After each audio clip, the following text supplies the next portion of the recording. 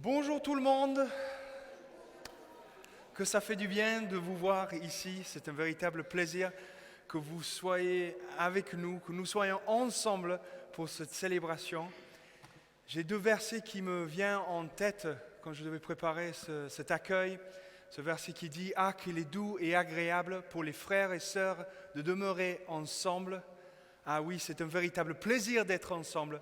Et aussi ce verset de Matthieu, quand Jésus y parle et qui dit « Quand 2 ou 3 sont rassemblés ensemble en mon nom, mais moi je suis là aussi ».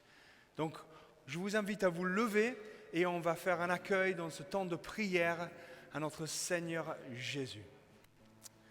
Oui Seigneur, que c'est bon d'être dans ta présence et nous voulons te louer, nous voulons t'adorer, nous voulons élever ton nom sur nos vies, sur nos familles, sur cette église et sur cette ville de Perpignan.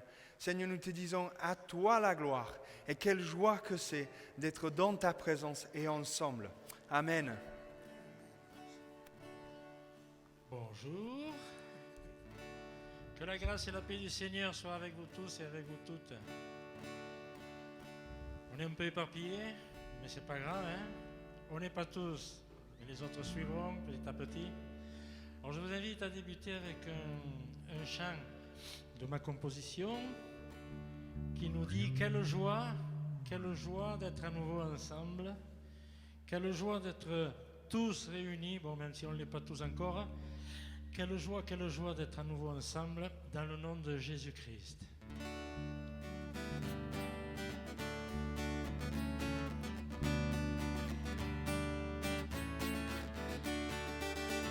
Quelle joie d'être à nouveau ensemble, quelle joie d'être tous réunis.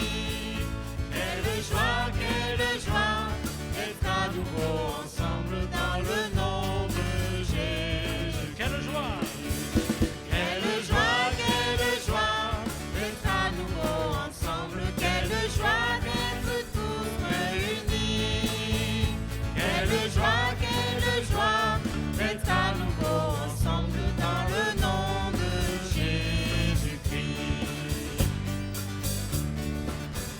On est bien dans la présence du Seigneur. Après tout ce temps loin les uns des autres, se retrouver face à face, partageant la même foi, pour louer le nom de Jésus. Quelle joie d'être à nouveau ensemble, quelle joie d'être tous réunis. Quelle joie d'être à nouveau ensemble dans le nom de Jésus-Christ. Sa parole nous conduit sur le chemin. Son esprit nous fait triompher les épreuves. Il nous mène vers le ciel, il nous prépare une place pour être toujours avec lui. Quelle joie d'être à nouveau ensemble, quelle joie d'être tous réunis. Quelle joie d'être à nouveau ensemble dans le nom de Jésus. Quelle joie d'être à nouveau ensemble, quelle joie d'être tous réunis. Quelle joie d'être à nouveau ensemble dans le nom de Jésus-Christ. Dans le nom de Jésus-Christ. Dans le nom de Jésus-Christ.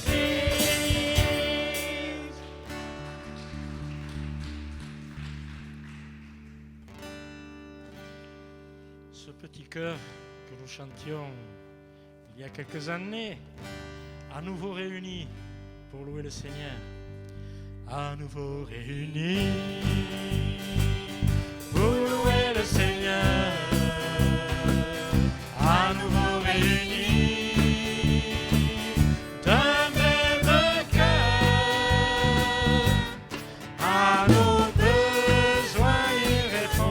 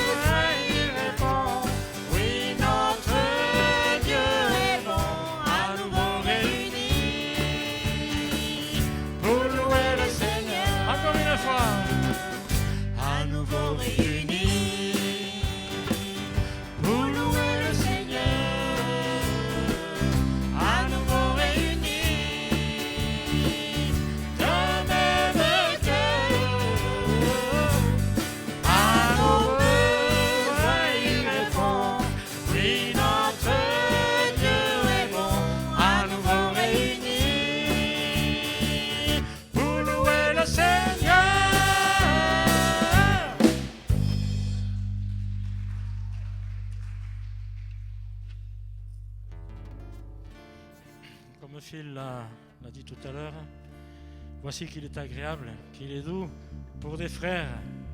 Seulement que pour des frères? Non. Pour les sœurs aussi, de demeurer ensemble.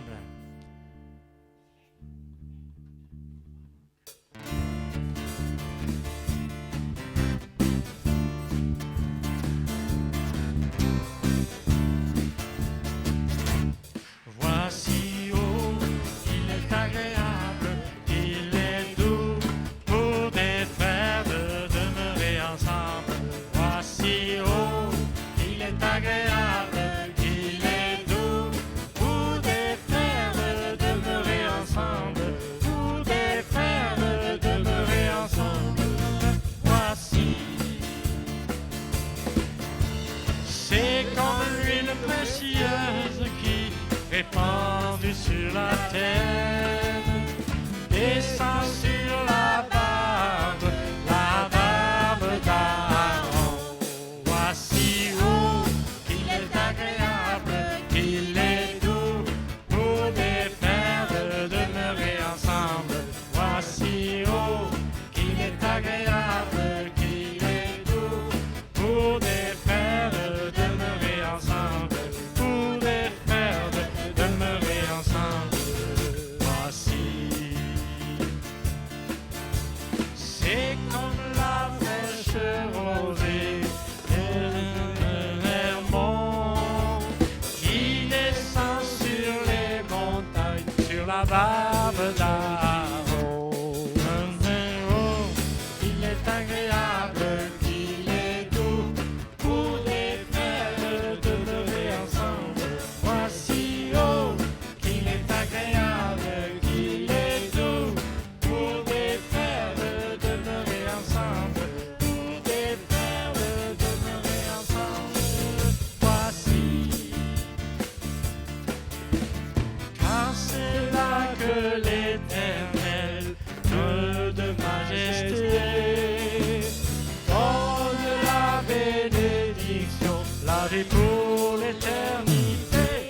Voici, oh, qu'il est agréable, qu'il est doux pour des frères de demeurer ensemble. Voici, oh, qu'il est agréable, qu'il est doux pour des frères de demeurer ensemble. Pour des frères de demeurer ensemble. Voici.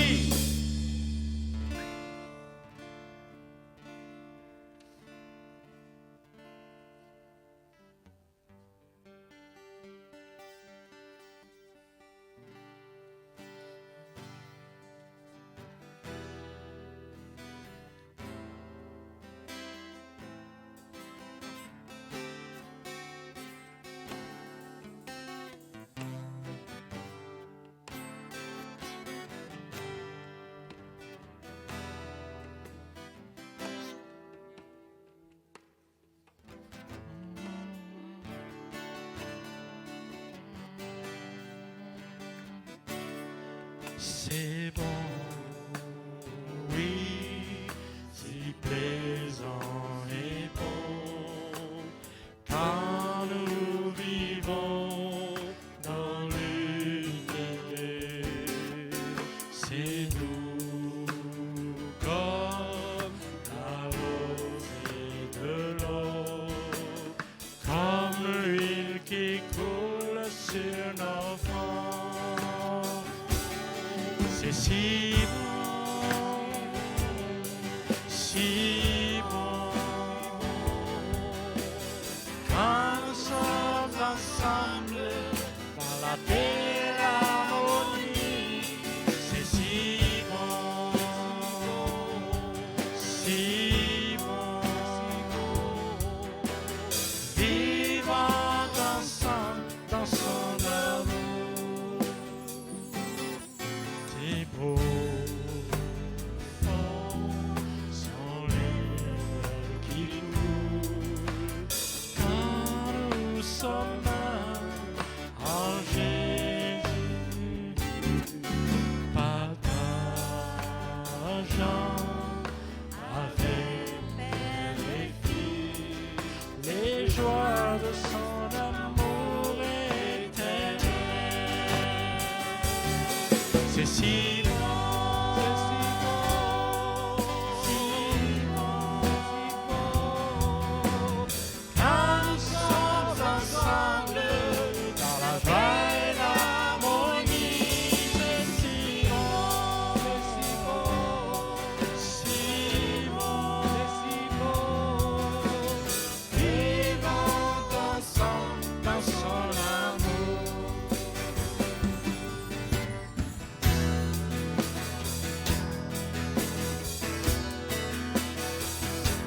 C'est si bon, si bon, si bon. Quand nous sommes ensemble dans la paix et l'harmonie, c'est si bon, oui si bon. Vivons ensemble dans son amour, c'est si bon, c'est si bon. Si bon, quand nous sommes ensemble dans la paix et l'harmonie, c'est si bon, si bon, si bon. Vivons ensemble dans son amour. Vivons ensemble dans son amour. Vivons ensemble dans son amour.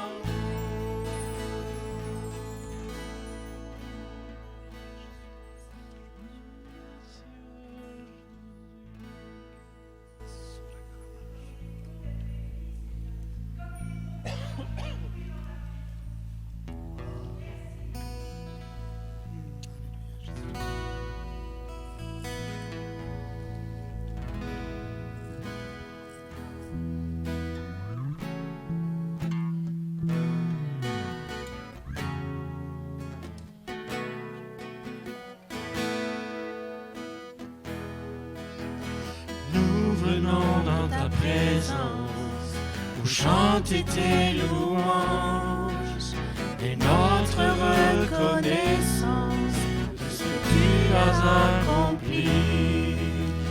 Tu nous as donné ta vie, ton amour et ta joie, et la louange envahit nos cœurs passionnés de toi. Tu es le Créateur puissant, l'agneau ressuscité, toi seul as pu triompher de la mort et du péché.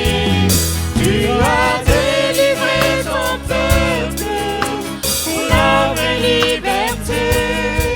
Je veux suivre tes pas, chaque jour être avec toi.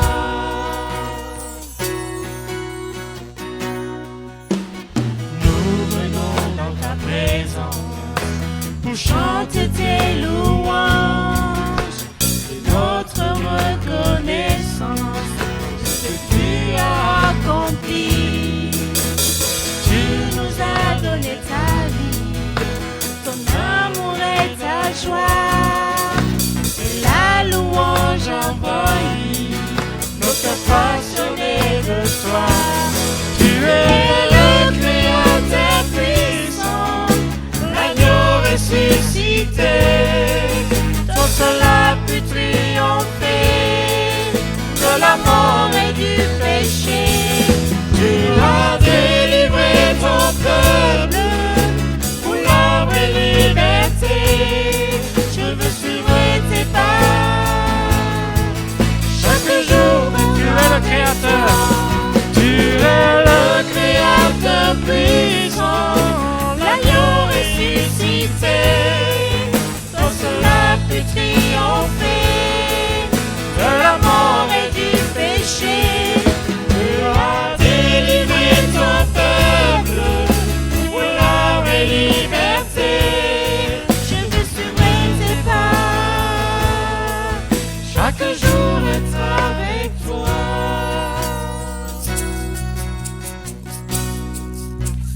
Nous venons dans ta présence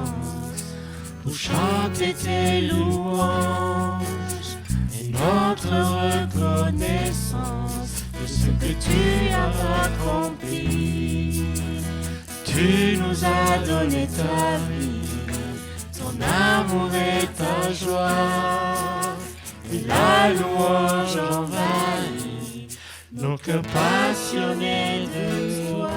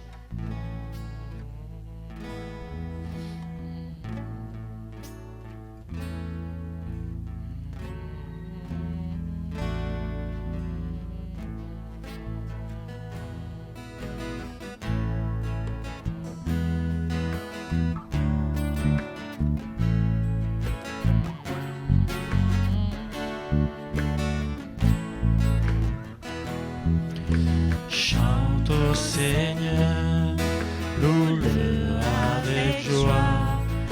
Magnifiques sont toutes ses voix. Chante au Seigneur, chante et rechante. Proclame à jamais sa gloire. Fais monter au roi des chants d'adoration. Donne-lui tous les honneurs. Son nom est grand à toute la terre. De toute nos forces chantons.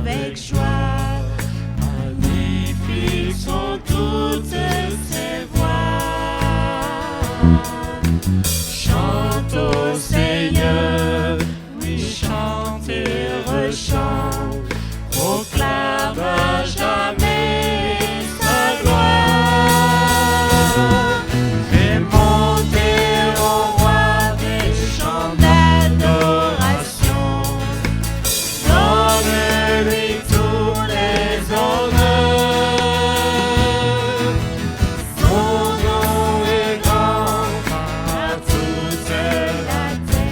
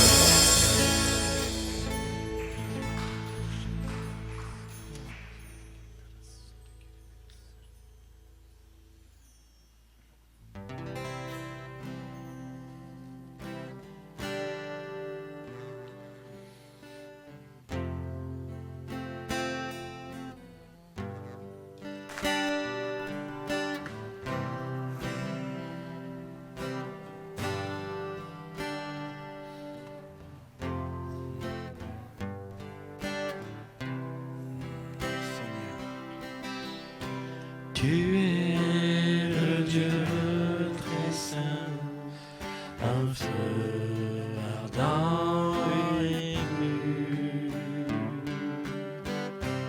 vêtu de majesté, Seigneur, tu resplendis. Tes voix ne sont pas nos voix, tes pensées sont plus élevées. Seigneur, tu es la source d'amour, de vérité. Nous crions Saint.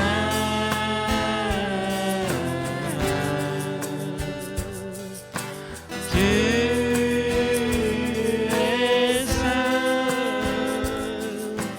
toi le Dieu tout-puissant. Nous crions Saint.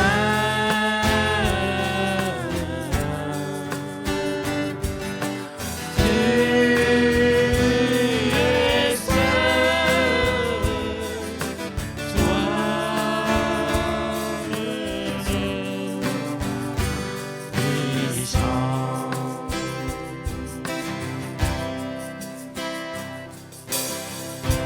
Tu es le Dieu très saint, un feu ardent et pur,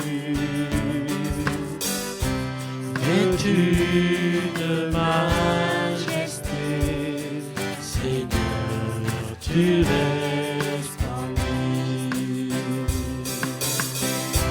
Tes voix ne sont pas nos voix, tes pensées sont élevées. Seigneur, tu es la source d'amour, de vérité. Nous crions Saint.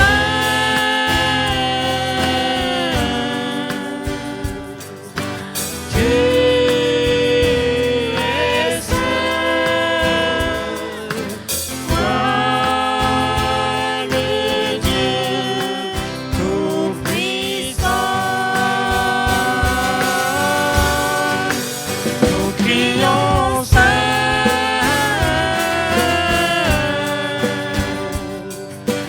Tu es saint, toi le tout-puissant.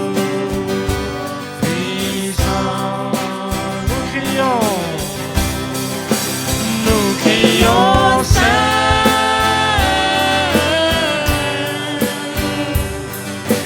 Tu es saint, toi le Dieu tout-puissant. Nous crions Saint.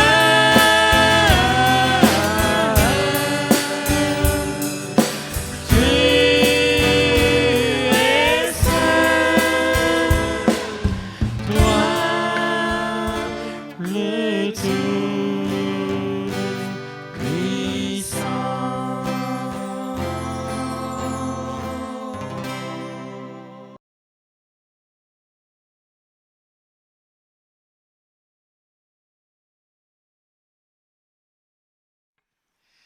Quel plaisir de célébrer cette sainte scène ensemble, non seulement avec cet auditoire, mais aussi pour les gens qui nous regardent ce matin. Je suis obligé de dire ce matin. La scène se célèbre avec deux éléments, du pain et du vin. Lorsqu'on pense aux produits finis, le pain et le vin, on ne doit pas oublier le produit d'origine. Pour le pain, des grains de blé. Pour le vin, des grains de raisin. réfléchissons au traitement qu'on applique à la fois au blé et aussi au raisin pour que tous deux deviennent nourriture et breuvage. Pour le blé, nous le savons, un champ sera d'abord semé. Les grains qui ont été semés proviennent eux-mêmes déjà d'une moisson précédente.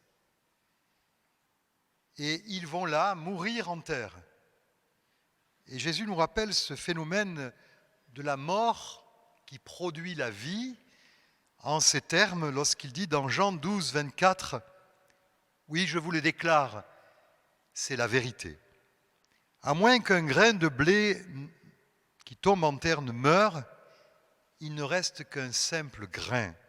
Mais s'il meurt, il produit beaucoup de fruits. » Ainsi, nous avons déjà là une vérité qui nous bouleverse. Dieu lui-même, Jésus, n'a pas voulu rester seul dans son ciel de gloire. Il est venu pour offrir sa vie, comme ce grain de blé, pour moissonner ensuite les fruits de son propre sacrifice.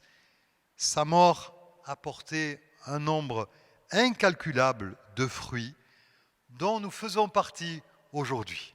C'est formidable ça. Est-ce que ça vous réjouit?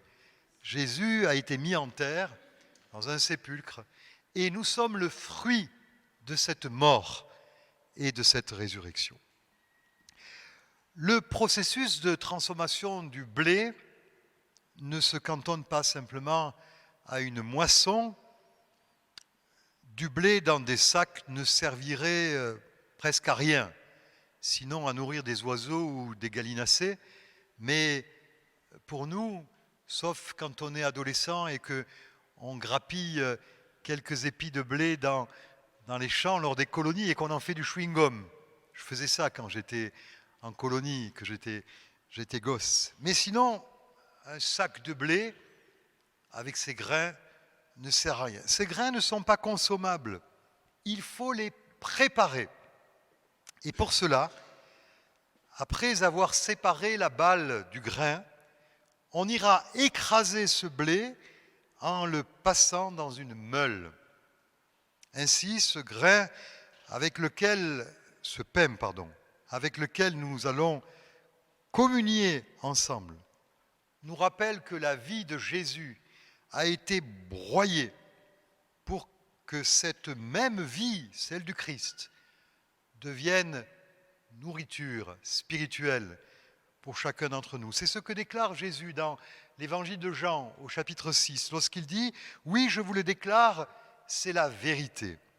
Ce n'est pas Moïse qui vous a donné le pain des cieux, mais c'est mon Père qui vous donne le vrai pain des cieux. Car le pain de Dieu, c'est celui qui descend des cieux et qui donne la vie au monde. » Pour le vin, c'est à peu près le même processus. Si le blé est écrasé et moulu, le raisin, lui, est passé dans un pressoir et on en extrait du jus qui devra fermenter pour devenir le breuvage de la fête. Il y a toujours eu cette idée d'écrasement, de pressage dans la vie de Jésus, non seulement tout au long de son existence, mais en particulier dans la phase de sa passion, les grumeaux de sang, la trahison, l'arrestation, le fouet, les moqueries, les reniements, la couronne d'épines, la lourdeur de la croix, les clous, la soif, la douleur, la lance, la mort. Autant d'opérations, de pressages, d'écrasement. Et j'ose dire que le produit d'origine, le Christ, engendre un produit fini qui est le peuple de Dieu. Non seulement cet auditoire que j'ai devant moi, mais ceux qui regardent cette diffusion, et beaucoup plus que cela, le peuple de Dieu de tous les temps et de toutes les générations, produit fini qui sort du produit d'origine qui est le Christ. Alors, nous célébrons la croix et pour ces éléments, ce pain et ce vin, qui nous rappellent la victoire définitive du Christ sur le péché et la mort, nous louons Dieu et nous le bénissons. Je vais maintenant moi-même prendre ce pain et ce vin pour les amis qui sont chez eux, en famille ou tout seuls, pour qu'ils puissent communier. Et ensuite, un de nos anciens, Christine et moi-même, nous viendrons vous distribuer, pendant le chant qui suivra, le pain.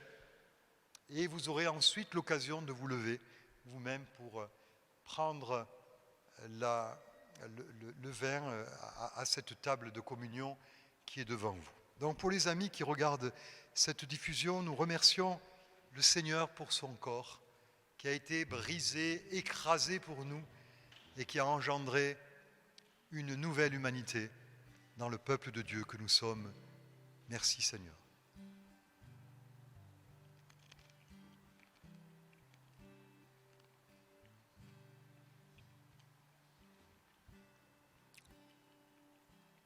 Nous rappelons, Seigneur, que ce vin a été grappe, a été grain, et qu'il a été passé dans un pressoir, comme ta propre vie, Seigneur, et que ton sang qui a coulé sur la croix est la garantie de la rémission de nos péchés et de la vie éternelle.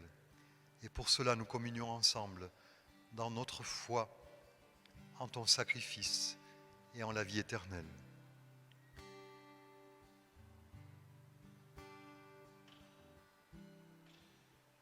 Pendant que nos amis de la louange nous conduisent, nous allons maintenant vous apporter du pain là où vous êtes.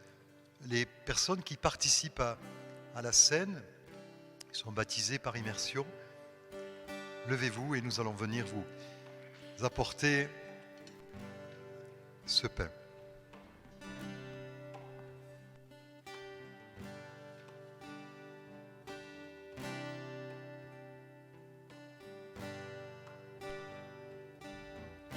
Quand je contemple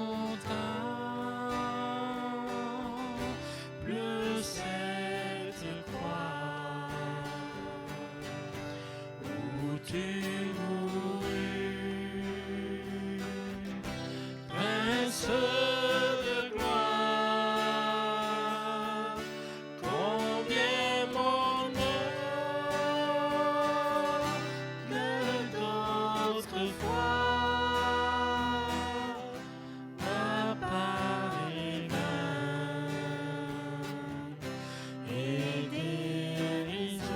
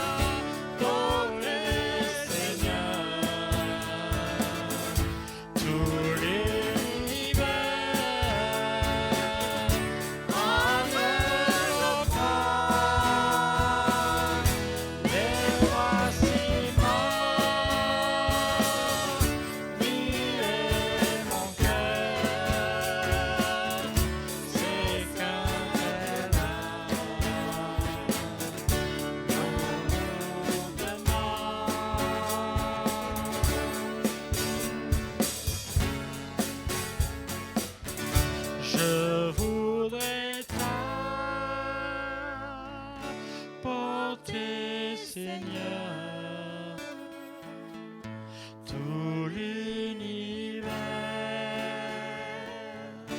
a de offrandes,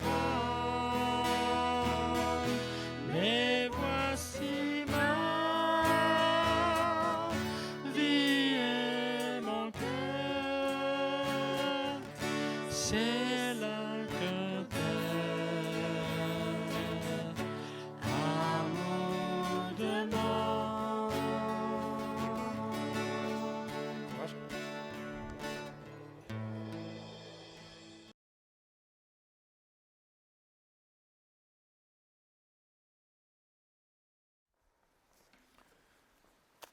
Je vous rappelle quelques paroles des chants que nous venons de chanter.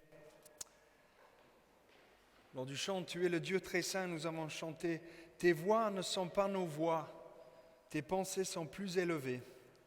Seigneur, tu es la source d'amour et de vérité. Nous venons dans ta présence. Tu es le Créateur puissant, l'agneau ressuscité. Toi seul as pu triompher de la mort et du péché. Tu as délivré ton peuple pour la vraie liberté. Je veux suivre tes pas, chaque jour être avec toi. Et ce dernier chant que nous venons de chanter, je voudrais t'apporter, Seigneur, tout l'univers en humble offrande. Mais voici ma vie et mon cœur, c'est ce qu'un tel amour demande.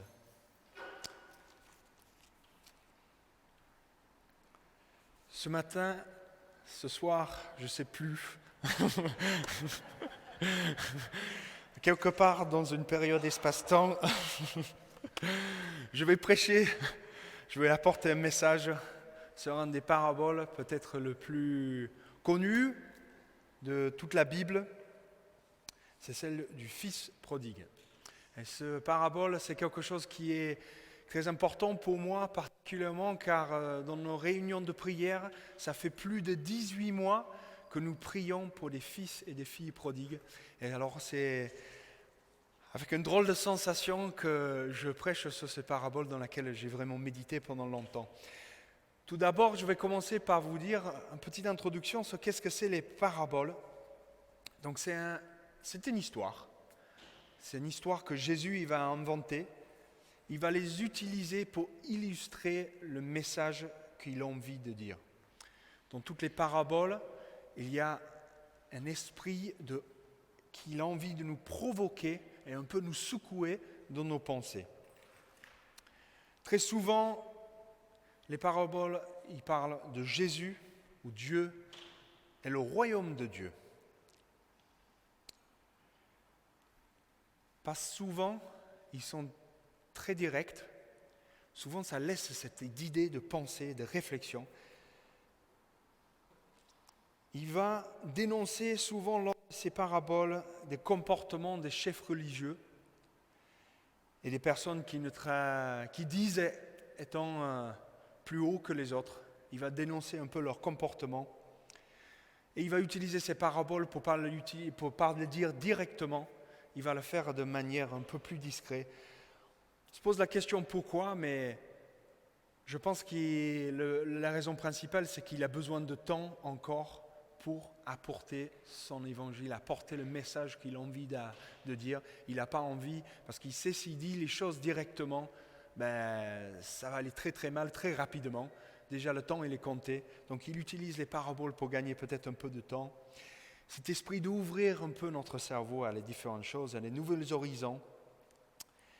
Et comme toute la Bible, les paraboles s'appliquent à nos vies aujourd'hui. Ça nous invite à réfléchir. Et comme j'ai dit aussi, toutes les paraboles, toute la Bible, il faut le prendre, particulièrement les paraboles, dans leur contexte. Le contexte de ce qui est dit et pourquoi ils sont dits. On ne peut pas sortir une parabole et le dire c'est que ça. Non, il faut le mettre en contexte avec le reste. Donc là, nous sommes dans l'évangile de Luc, chapitre 15. Et là, je vous donne justement un peu de contexte. Luc 15, verset 1. Les collecteurs d'impôts et les pécheurs s'approchaient tous de Jésus pour l'écouter. Les collecteurs d'impôts et les pêcheurs s'approchaient tous de Jésus pour l'écouter. Jésus, il a un effet d'aimant. Il y a un bel jeu de mots avec le mot aimant. Il est tellement aimant. Il déborde d'amour pour les autres. Mais il aussi, c'est un objet comme avec une espèce de champ magnétique où les gens, ils sont attirés à lui. Tout le monde. Parce qu'il y a aussi les pharisiens, c'est toutes les différentes sphères de la société qui sont tous attirés ensemble. Ils vont écouter ce qu'il lui a à dire. Et là, il y a une leçon déjà pour nous. Est-ce que nous avons cette même idée d'aimant que Jésus? Est-ce que nous débordons d'amour pour les autres? Et est-ce que les autres, ils ont envie de venir nous voir parce que nous avons quelque chose de différent? Je vous laisse réfléchir là-dessus. Et on va passer Luc 15, verset 2, la suite. Les pharisiens et les spécialistes des Écritures critiquaient Jésus en disant « Cet homme fait bon accueil aux pécheurs et mange avec eux. » Wow. On voit un peu l'état d'esprit de la situation. L'état d'esprit de Jésus, il mange avec les pécheurs, mais il est aussi en présence des pharisiens. Il a un esprit d'accueil, d'ouverture vers toutes les personnes. On voit l'état d'esprit des pharisiens, cette idée de critique, de chercher ce qui ne va pas. Et ces pécheurs, les personnes que la société considérait comme mauvais ou le pire de la société, mais lui, il mange avec eux. Donc ils doivent quand même se sentir bien dans sa présence. On voit bien que Jésus ne va pas apporter un esprit de jugement, il veut les accueillir. Jean 15, chapitre 3, la suite. Jésus leur dit alors cette parole. Cette parabole. Voici ce qui va arriver, c'est les 3 paraboles. Il y a 2 qui vont parler des choses et des objets perdus. Il commence avec la question du mouton perdu, l'agneau, le brebis qui s'est éloigné, les 99 qu'un berger va aller laisser pour aller chercher les autres. Et je pense que Jésus utilise un peu ces paraboles pour faire venir un peu plus l'auditoire. Parce que tout le monde va être d'accord avec ce qui est dit dans cette parabole. Ben oui, bien sûr, peu importe le sphère de société où tu es, il me dit, mais bien sûr, on va aller chercher parce que ça a de la valeur, donc on va aller chercher le centième. On va le laisser, on va aller le chercher. Il attire. Il parle de cette femme qui a perdu une pièce d'or, une pièce d'argent. Elle va chercher, elle va fouiller jusqu'à quel point qu'elle peut se retrouver ça. Et je sais pas si vous êtes comme moi, quand je perds quelque chose, c'est terrible. On a envie juste de le retrouver, et on ne peut plus de savoir où est-ce que c'est. Je me rappelle une fois, j'ai perdu la carte bleue de mon épouse. J'avais pris pour aller faire des courses, j'avais mis dans ma poche un pantalon, je suis parti, c'était un short et je l'ai mis. Le soir même, elle me dit, mais tu m'as rendu ma carte? Je dis, oui, je l'ai mis dans ton portefeuille. Ah non? Ah mince! Je cherchais pendant des heures, fouillé dans les poubelles, enfin, tout ce qu'on fait, on n'a pas jeté les poubelles, mais bon, on va quand même vérifier dans les poubelles, on fuit. Et après, on a fait opposition à la carte parce qu'on ne trouvait pas. Et peut-être 1 mois et demi après, je remis ce short et je me suis dit, mais qu'est-ce que c'est ça dans ma poche? Oh punaise, il était dans le poche.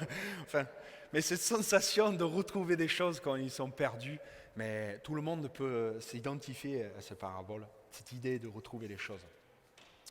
Et après, Jésus, il va arriver sur la parabole, celui qui va remuer tout le monde. Chapitre 15, toujours de Luc, versets 11 et 12. Jésus dit encore, un homme avait 2 fils. Le plus jeune dit à son père, « Père, donne-moi la part de notre fortune qui doit me revenir. » Alors le père partagea ses biens entre ses 2 fils.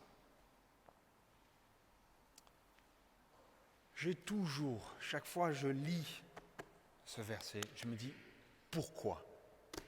Qu'est-ce qui s'est passé? Qu'est-ce qui se passe dans la tête de ce jeune fils qui a tout pour être heureux? Mais qu'est-ce qui se passe?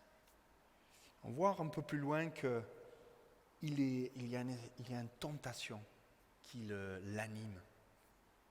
Il est attiré par un pays lointain où c'est connu pour être une vie de fête. Je pense que là-dessus, il y a peut-être une question d'identité aussi. La question de savoir, est-ce qu'il est pleinement reconnaissant, est-ce qu'il comprend exactement ce qui se passe et ce qu'il a à ce moment-là. On ne peut pas être exactement dans sa tête, mais on peut savoir et on peut voir à la suite que le péché donne envie, cette tentation, ça a l'air bon, ça lui attise, ça donne envie. Et vous savez, la tentation, ce n'est pas quelque chose de nouveau qui a l'air bon. Quand on écoute les publicités, et on dit « Laissez-vous tenter, venez acheter, dépensez ». Mais c'est tout ce qui est bien, qui est mal, etc. Bon, là, ce n'est pas le sujet. Mais là, la question de tentation et cette idée de jouer sur la tentation, on le voit. On voit aussi que le péché va nourrir son corps pendant un moment. Et cette tentation qui le pousse et qui l'anime, il l'anime à un quel point qu'il va renier son père. Alors, ce n'est pas dit qu'il renie son père par les paroles. Il ne dit pas « je te renie, tu es mort pour moi ». Mais ses actes, c'est quasiment ce qu'ils disent quand même. Hein. Ils disent « mais finalement, tu me le dois là, ça, c'est parce que ça va être à moi. Là, tu traînes un peu là, ça commence à faire un peu long là, donc si tu pouvais vite fait donner ma part, comme ça, je me casse, et puis basta. » Bon, il va prendre un tiers de la possession, de la propriété, parce que le fils aîné, normalement, il prend une double portion, donc un tiers. Et je me dis, quand j'ai lu cette idée, le père, il dit oui. Et j'imagine le temps que ça a pris pour vendre son terrain, les brebis, tous les animaux, tout le patin couffin, là, les esclaves, tout ça, les déduire et évaluer combien ça doit coûter, donner une tiers. Bon, ça a dû passer du temps quand même. Et lui, il est resté là quand même, droit dans ses bottes. Moi, je prends ce qui est à moi. On voit que le péché peut l'aveugler de sagesse. Et on voit à quel point nos choix, ils ont un impact que nous prenons, ils ont un impact sur notre entourage. Et on voit l'impact que ça puisse avoir sur le fils aîné et aussi sur le père.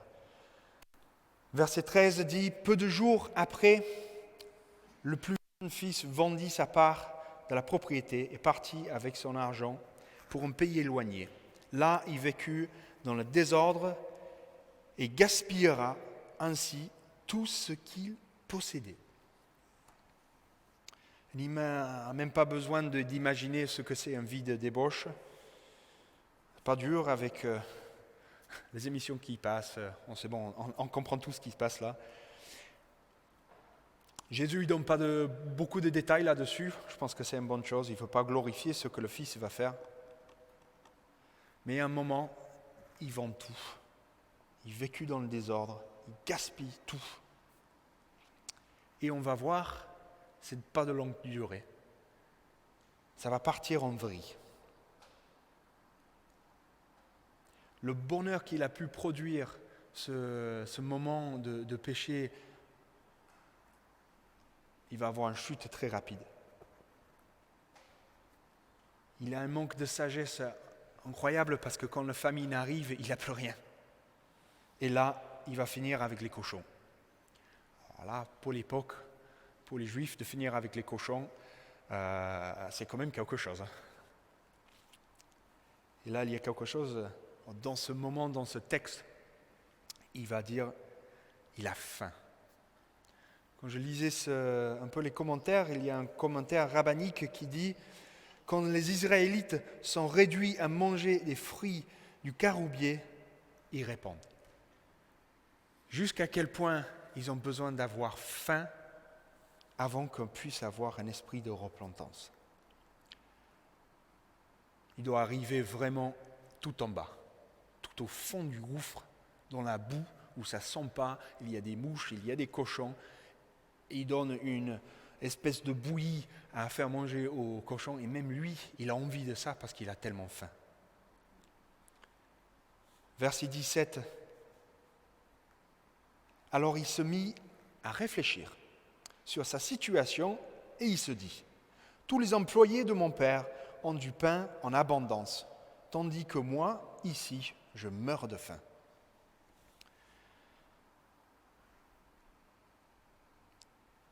Là, à ce moment-là, on ne sent pas quand même un esprit de repentance.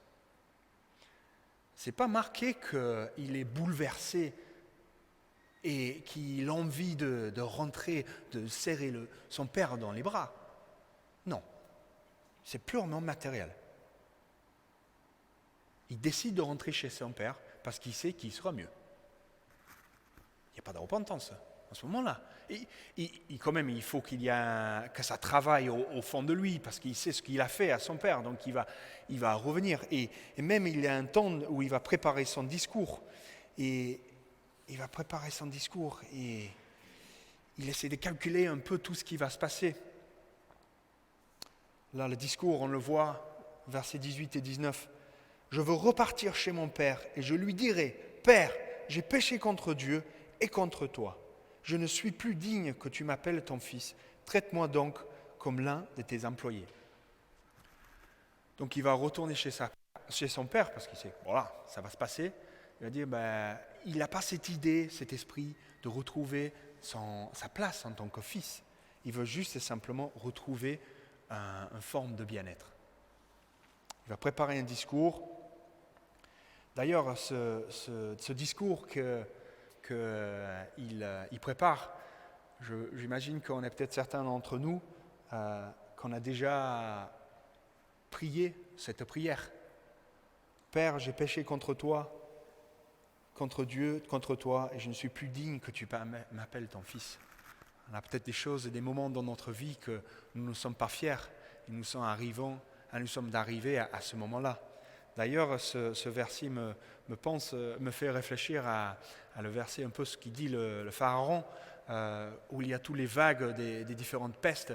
Il va dire, j'ai péché contre Dieu et contre toi, arrête tous ces calamités. Bon, on voit très bien que son cœur du Pharaon, ça n'a pas du tout changé. Et là, c'est un peu la même chose. Le fils prodigue, pas si prodigue que ça. Et on voit à travers ce verset que le fils prodigue, le fils ne connaît pas vraiment son père. Parce que si il savait la réaction que son père il avait à avoir, je pense qu'il n'aurait même pas réfléchi à un discours. Il ne connaissait pas. Il n'a même pas rêvé d'une idée de restauration. C'est trop grand pour lui. Il n'a pas cette idée de qui est son père. Il veut juste simplement une place où il est bien.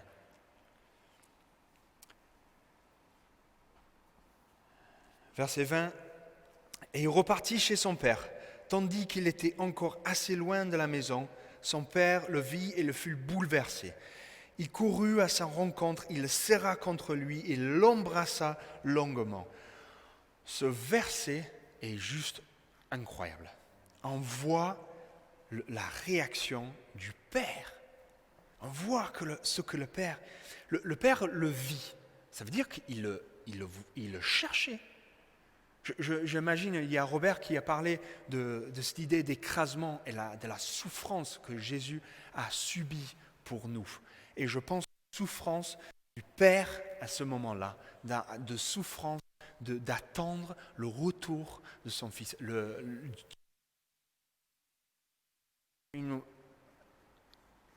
Un point qu'on ne peut pas imaginer, de voir des personnes partir de sa présence. Il cherche de voir des fils et des filles prodigues revenir.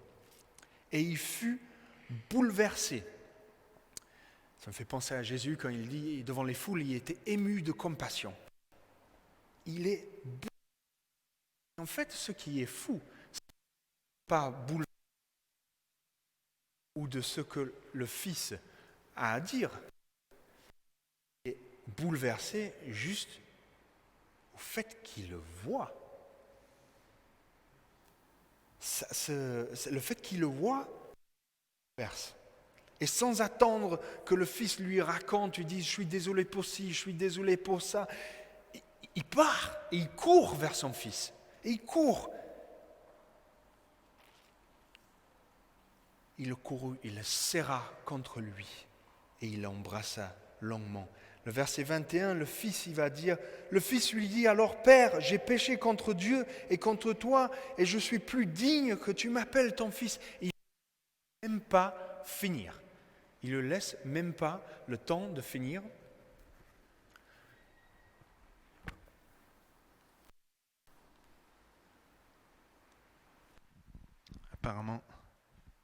Apparemment, il y a quelques soucis.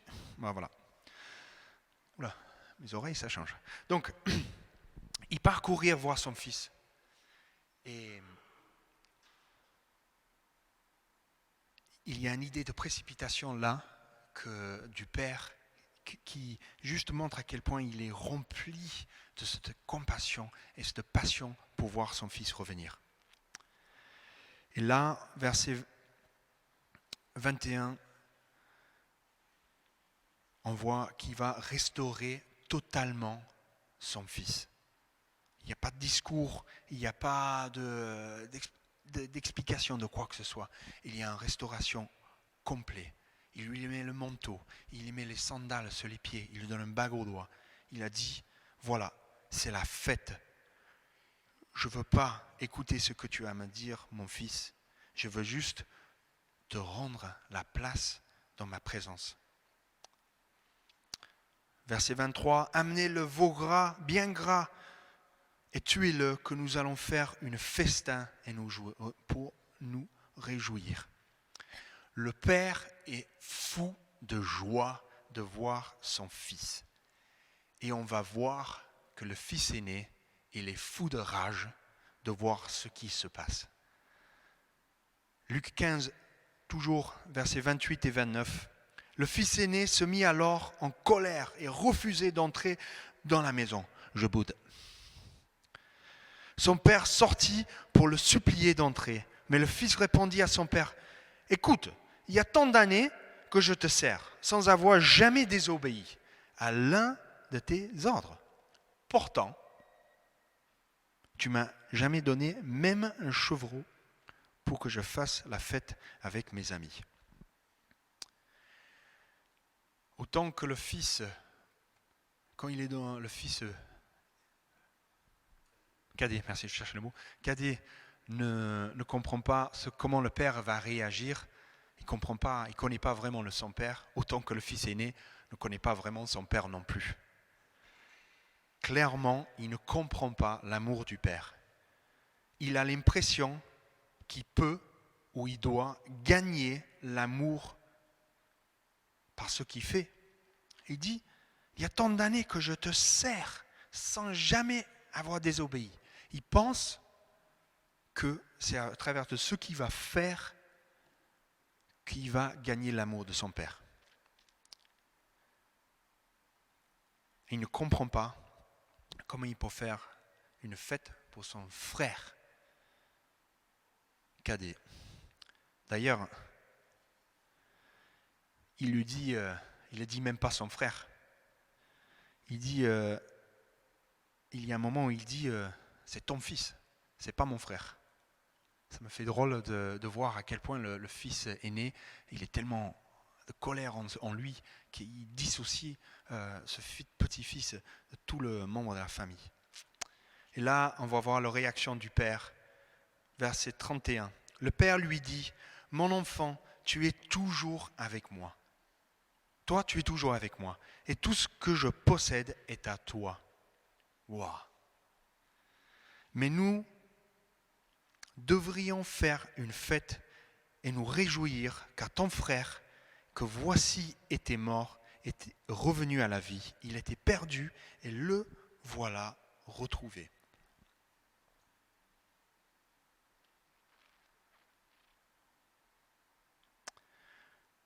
Le fils aîné parle des actes et le père, il parle de sa présence. Dieu aime tout le monde et il veut que nous soyons avec lui, que nous marchions à ses côtés. Il ne veut pas que nous agissons ou nous faisons les choses pour lui. Ça, c'est après. Tout d'abord, il veut que nous soyons avec lui et que nous le connaissons. Nous avons ce cœur à cœur avec lui. Les paroles, les Écritures nous parlent de cette présence que nous devons avoir. On appelle souvent cette histoire, ou cette parabole, l'histoire du fils prodigue. C'est ce que, comme vous voyez dans votre Bible, il y a des petits titres de temps en temps pour nous aiguiller. C'est pas de la parole, c'est les choses qui ont été ajoutées. C'est pas mauvais, hein. Au contraire. Mais là, on appelle celui le fils prodigue. Ce doit être peut-être l'amour du Père. Parce que finalement, nous devons toujours regarder l'amour de ce Père. Nous devons comprendre cette compassion, cet amour que Dieu a pour nous. Tous. Dieu nous aime. Tous ceux qui sont présents ici, tous ceux qui regardent sur l'Internet, Dieu vous aime. Il a une compassion et un amour pour nous que nous ne pouvons pas comprendre complètement. Nous devons chercher à comprendre, nous devons essayer d'être dans sa présence, mais cet amour nous bouleverse, change quelque chose en nous et qui va nous faire que tout ce que nous pensons que nous devons faire pour lui, mais tout est balayé parce que c'est juste simplement, il veut être avec nous, il veut se tendre de cœur à cœur avec nous et ça doit nous pousser à la réflexion, comme toute parabole d'ailleurs, nous pousse à la réflexion. Et je vais conclure avec un message pour 3 catégories de personnes qui écoutent ce message ou qui regardent cette vidéo. En quel état, éventuellement, vous vous trouvez dans cette histoire de fils prodigue? Pour ceux qui sont sur le chemin du retour de la maison de Dieu, de rentrer dans la présence du Père, je pense à ce verset de Jean 3, verset 3. Oui, c'est Jésus qui parle. Je te le déclare, c'est la vérité. Personne ne peut voir le règne ou le royaume de Dieu s'il ne naît pas de nouveau. Pourquoi je parle de ça? Cette idée de fils prodigue de revenir dans sa maison. Il est sur le chemin, on a compris quelque chose. On va aller dans la présence de Dieu.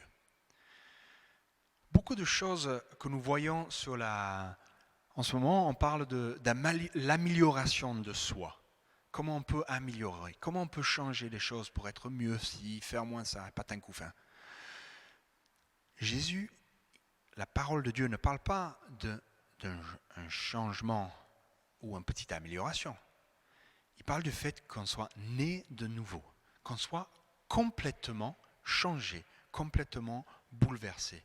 Alors quand on va rentrer dans sa présence et on va être bouleversé à un point que nous ne pouvons pas voir autre chose que son amour. Et cette nouvelle naissance va balayer toutes choses, balayer toutes les anciennes choses. Il ne faut pas que nous utilisons cette parabole et l'amour de Dieu pour nous permettre de faire n'importe quoi tout en sachant ou en pensant que Jésus il va nous accepter à chaque fois. C'est peut-être bien le cas, mais quand même, les gars, je veux dire, quand on lit les fruits de l'esprit, on prend par exemple les fruits de l'esprit, Galates 5, verset 22. Vous le connaissez tous. Mais ce qui est de l'esprit produit, c'est l'amour, la joie, la paix, la patience, la bienveillance, la bonté, la fidélité, la douceur et la maîtrise de soi. Ok, ça c'est superbe. C'est tout ça qu'il faut avoir et c'est tout ça que l'amour de Dieu va produire en nous. Mais il faut lire quelques versets précédents, verset 19, où Paul, dans son lettre, il va dire si on est né de nouveau et si on est vraiment dans l'amour de Dieu, bien sûr, il y a les choses on va aspirer, mais il y a aussi des choses qu'on ne va plus faire. Là, il va dire, on sait bien que quoi conduisent les penchants humains, la débauche, l'impureté, les actions honteuses, le culte aux idoles et la magie hostile, les querelles, la jalousie, les colères, les rivalités, les discordes, les divisions, l'envie, les beuveries, les orgies et bien d'autres choses semblables. Quand nous sommes dans une attitude de fils et de fille prodigue qui revient dans sa maison, on va prier pour cette nouvelle naissance et toute chose va changer et on ne va plus avoir envie de faire des choses de ce monde. On va vouloir chercher son amour. Donc si vous êtes sur le chemin de retour dans la maison de Dieu, je vous encourage à prier le Père qui vient enlever toutes choses et avoir cette révélation complète et que vous puissiez avoir ce moment quand le Père il va vous serrer dans les bras, il va être tellement ému de compassion qu'il va faire la fête que vous revenez dans sa maison. Et c'est parce que c'est ça qui a vraiment envie.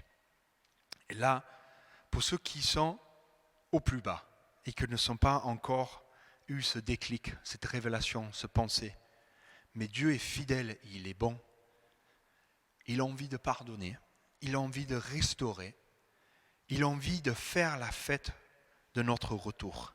Luc 15, verset 10 dit, c'est juste avant la parabole, il va dire, de même, je vous le dis, il y a de la joie parmi les anges de Dieu pour un seul pécheur qui commence une nouvelle vie. Je vous encourage, si vous êtes sur ce chemin, excusez-moi l'expression, si vous êtes avec les cochons et si vous avez faim, et si vous avez besoin que Dieu vous purifie, qu'il vous lave de toutes les choses, il va le faire, il a hâte de le faire et il a envie de fêter ce moment avec nous.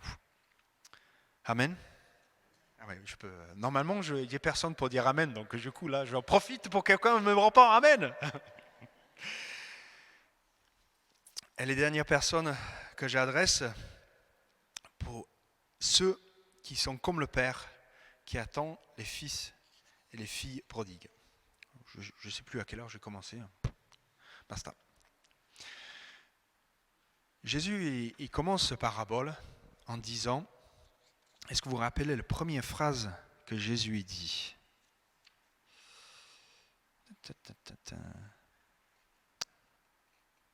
Jésus dit encore, un homme avait 2 fils. C'est une histoire de famille. Et là, nous avons peut-être des membres de nos familles qui sont des fils ou des filles prodigues, mais comme nous sommes aussi une famille de Dieu, en tant qu'Église, nous avons aussi des fils et des filles prodigues. Donc vous devez tous connaître quelqu'un, et ce n'est pas apporter un jugement, on ne parle pas de juger, on parle d'apporter et de voir l'attitude de cœur qui est changée. Mais qu'est-ce qu'on peut faire ?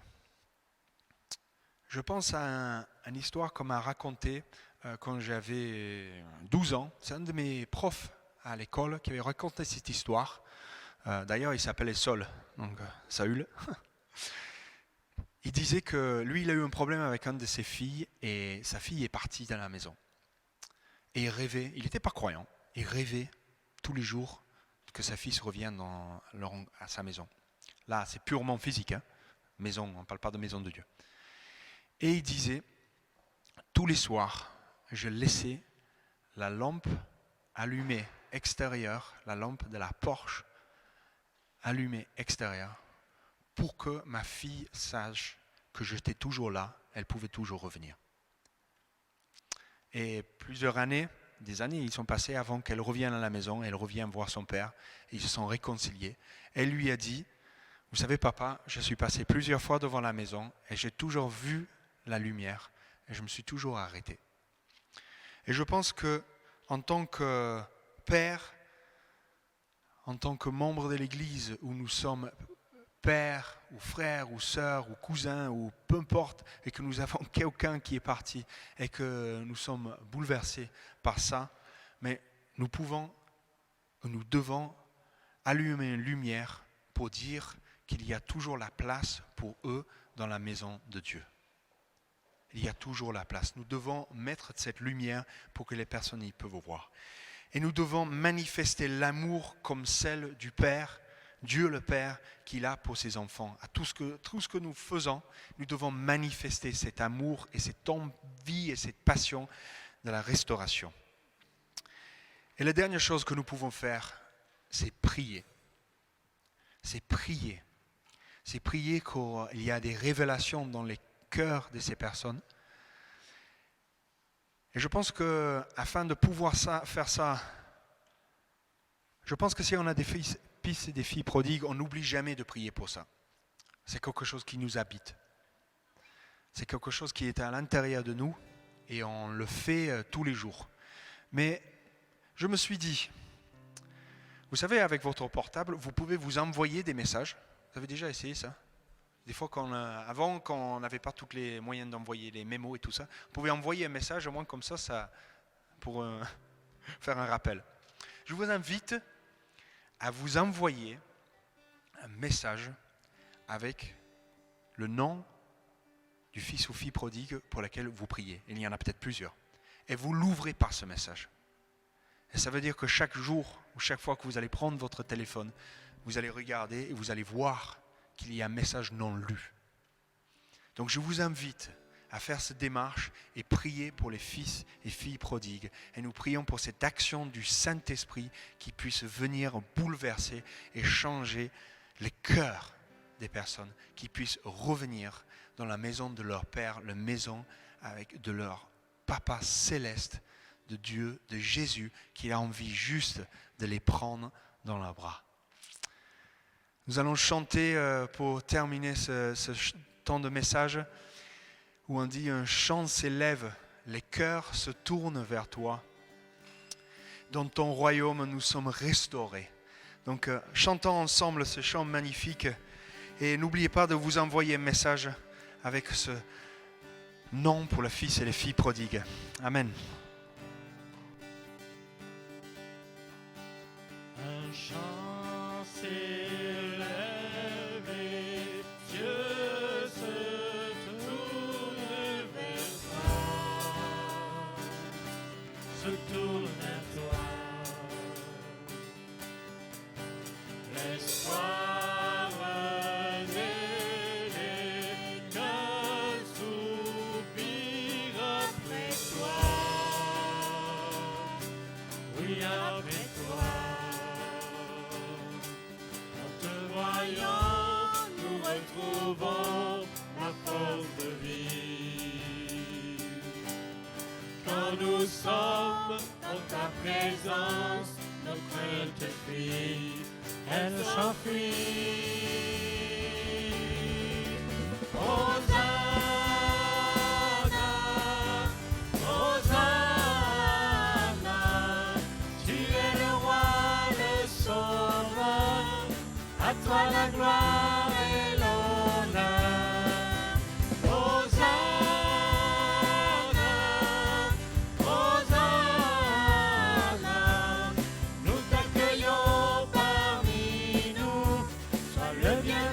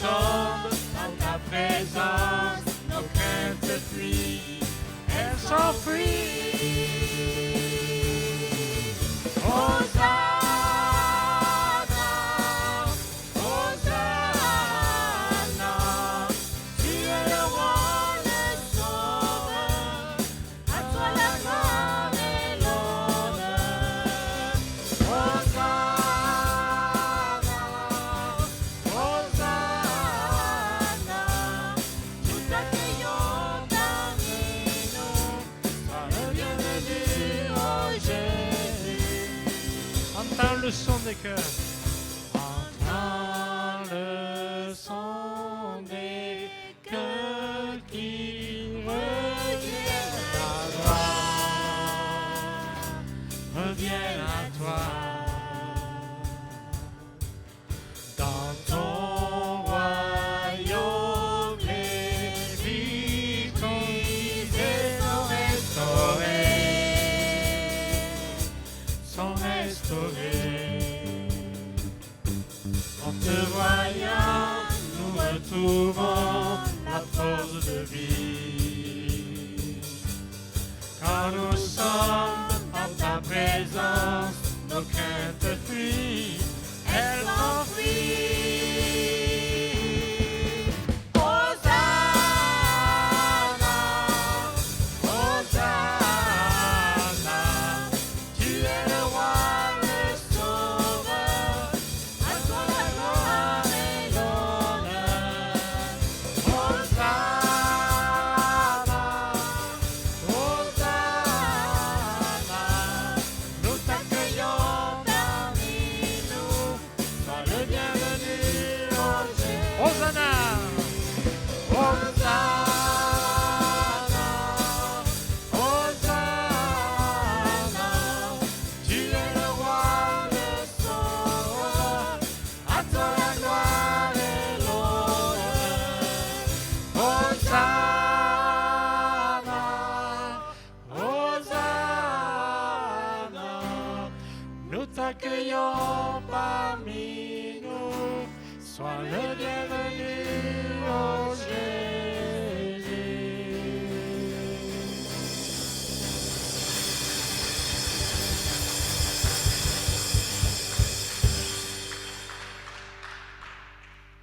Oui, nous pouvons applaudir, franchement. Hein. On remercie le Seigneur pour ce magnifique message de la part de Philippe. Je fais quelques annonces très très brèves avant de prononcer des paroles de bénédiction et avant de chanter un dernier chant pour clôturer cette rencontre.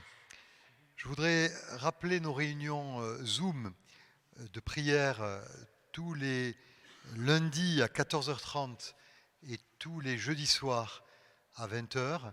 Et si vous ne recevez pas les liens pour rejoindre ces réunions, n'oubliez pas d'envoyer à votre adresse, à l'adresse qui apparaît sur votre écran ici, contact@ccr66.org.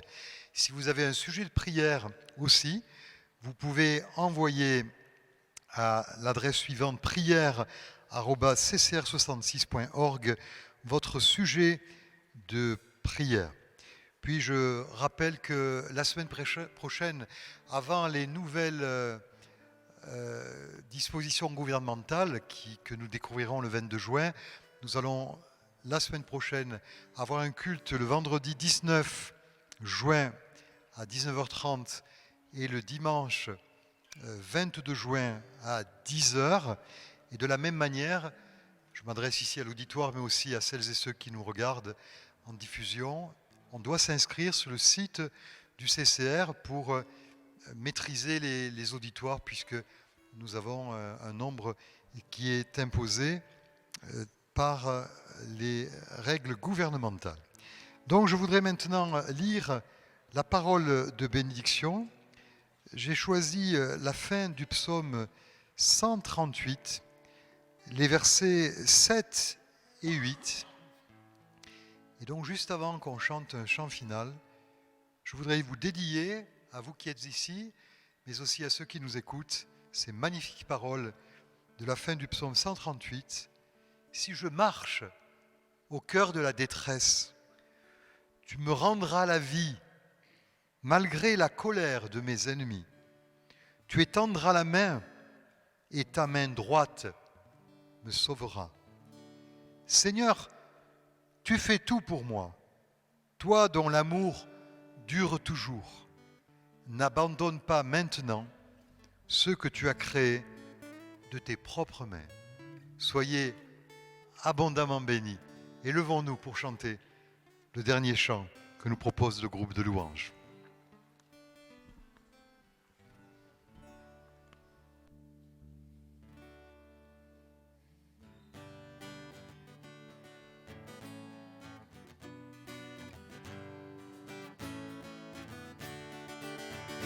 Quelle joie d'être à nouveau ensemble. Quelle joie d'être tous réunis.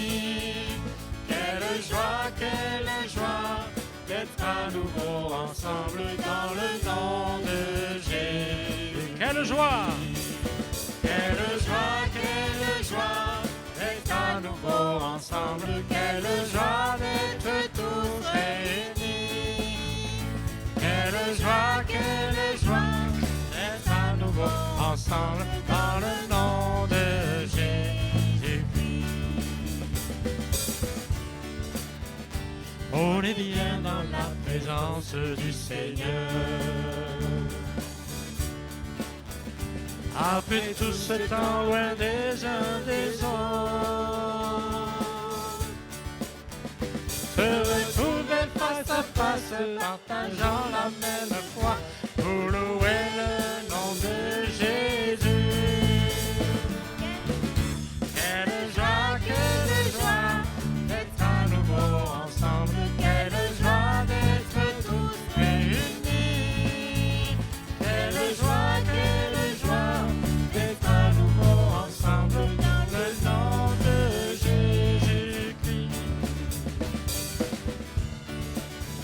Sa parole nous conduit sur le chemin. Son esprit nous fait triompher des épreuves. Il nous mène vers le ciel, nous montre une place pour être toujours avec lui. Quelle joie d'être à nouveau ensemble. Quelle joie d'être tous réunis. Quelle joie d'être à nouveau ensemble dans le nom de Jésus. Quelle joie! Quelle joie d'être à nouveau ensemble. Quelle joie d'être tous réunis.